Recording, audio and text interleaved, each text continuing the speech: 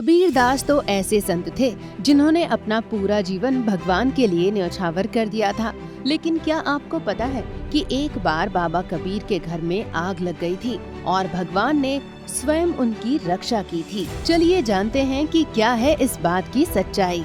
एक बार की बात है, कबीर दास की कुटिया के पास एक वेश्या ने अपना कोठा बना लिया और उसका कारोबार चलने लगा। कबीर दास जी तो रोजाना भजन कीर्तन करते और भगवान का नाम लेने वाले भक्त थे। वहीं दूसरी ओर सामने वेश्या के कोठे में नाच गाना होता। कबीर दास जी को ये बिल्कुल भी अच्छा नहीं लगता था। वहाँ बड़े अजीब अजीब से लोग आया करते थे जो गंदी गंदी बातें करते और हरकत करते थे। दोस्तों, नाच गाने की आवाजों से कबीर दास जी प्रभु के ध्यान लगाने में बाधा महसूस करने लगे।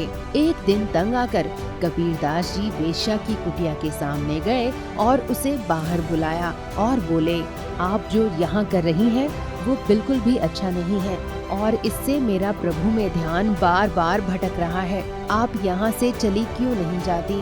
कबीर दास जी की ये बात सुनकर वेश्या भड़क गई।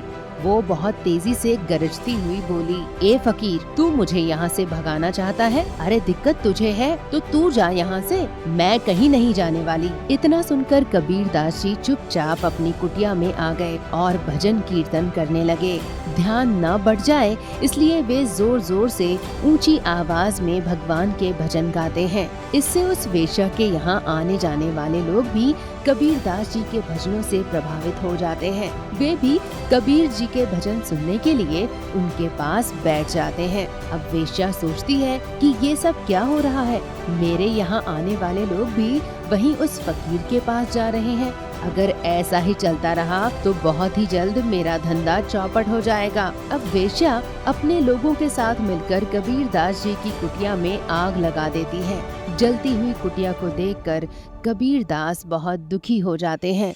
ऊपर की ओर देखकर कहते हैं कि हे भगवान, अगर आप भी यही चाहते हैं कि मैं यहाँ से चला जाऊँ तो ठीक है, मैं आपकी आज्ञा स्वीकार करता हूँ, मैं यहाँ से चला ही जाता हूँ। लेकिन तुरंत ही एक चमत्कार होता है और एक जोरदार हवा का झोंका आता है जो उस आग को बुझा देता है और वहीं से एक चिंगारी उस वेश्या की कुटिया में आग लगा देती है। अब वेश्या की कुटिया जलने लगती है। इसे देखकर वेश्या मदद के लिए पुकारती है, लेकिन तब तक उसकी कुटिया पूरी तरह से जल जाती है। वो कबीर दास जी के चरणों में गिरकर माफी मांगती है और पछतावे की आग में रोने लगती है। उसके दुख को और उसके प्रायश्चित को देखकर बाबा कबीर दास जी उसे माफ कर देते हैं और उसे वहीं बसकर भगवान का जप करने को कहते हैं।